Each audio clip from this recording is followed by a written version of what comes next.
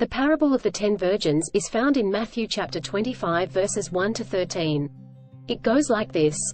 At that time the kingdom of heaven will be like 10 virgins who took their lamps and went out to meet the bridegroom.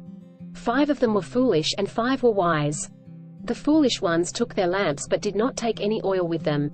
The wise ones, however, took oil in jars along with their lamps. The bridegroom was a long time in coming, and they all became drowsy and fell asleep. At midnight the cry rang out, "Here's the bridegroom. Come out to meet him." Then all the virgins woke up and trimmed their lamps. The foolish ones said to the wise, "Give us some of your oil. Our lamps are going out." "No," they replied, "there may not be enough for both us and you. Instead, go to those who sell oil and buy some for yourselves." But while they were on their way to buy the oil, the bridegroom arrived. The virgins who were ready went in with him to the wedding banquet. And the door was shut. Later the others also came. "Lord, Lord," they said, "open the door for us." But he replied, "Truly I tell you, I don't know you. Therefore keep watch, because you do not know the day or the hour." This parable teaches us about the importance of being prepared for Christ's return. It reminds us that we should always be ready because we do not know when he will come. The parable of the 10 virgins is a story told by Jesus to illustrate the importance of being prepared for his return.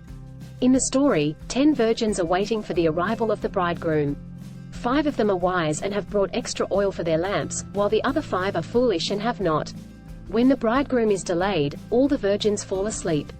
When he finally arrives at midnight, only the wise virgins are able to light their lamps and go into the wedding banquet with him. The foolish virgins are left outside. The main message of this parable is that we should always be prepared for Christ's return. Just as the wise virgins were prepared with extra oil for their lamps, we should also be prepared by living our lives in a way that is pleasing to God. We do not know when Christ will return, so it is important to always be ready. The oil in the parable can represent many things, such as faith, good deeds, or the Holy Spirit. The important thing is that we have enough oil in our lives to be ready when Christ returns. The foolish virgins were not prepared and were left outside the wedding banquet, which can represent being left out of the kingdom of heaven. In conclusion, the parable of the 10 virgins teaches us to always be prepared for Christ's return by living our lives in a way that is pleasing to God. We do not know when he will come, so it is important to always be ready.